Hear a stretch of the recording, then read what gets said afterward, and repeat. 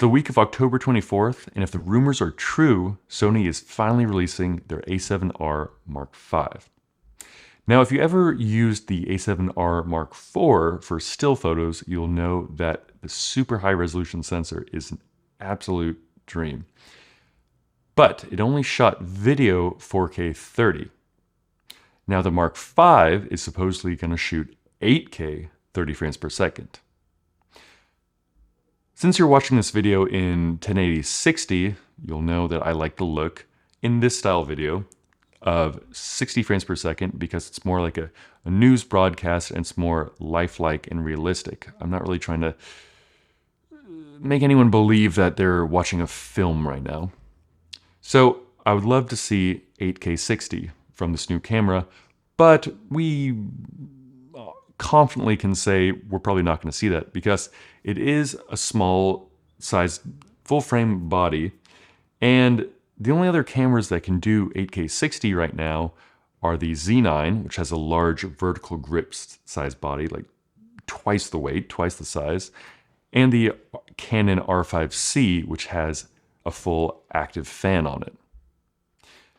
So thermally, even with a new, more efficient processor, even if it could process 8K 60, it would probably get so hot so quickly that the record times would be a real pain in the butt.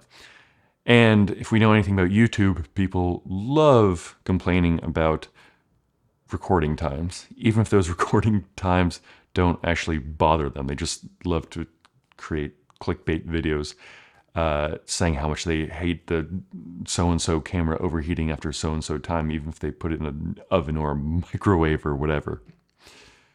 But besides the technical reasons for not shooting 8K 60, you could also say, more from the sort of conspiracy theory side, that Sony has their cinema line and they have their Venice 2 flagship cinema camera that does shoot 8K 60, and they wouldn't want to sort of bite into those profits or get any of these cinematographers thinking that, oh, well, wait, couldn't I save a ton of money on the A7R V instead of going for the Venice 2?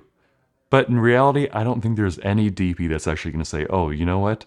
No, I'm not going to get that Venice 2. I'm just going to, yes, maybe it's going to overheat, but I'm just going to save a ton of money and go for that. Probably not. Because if you have a large budget for the Venice 2, I mean, you're using that camera for a lot more than just resolution and frame rates on a spec sheet. You have your reasons. You have your in and out ports. You have your cooling. You have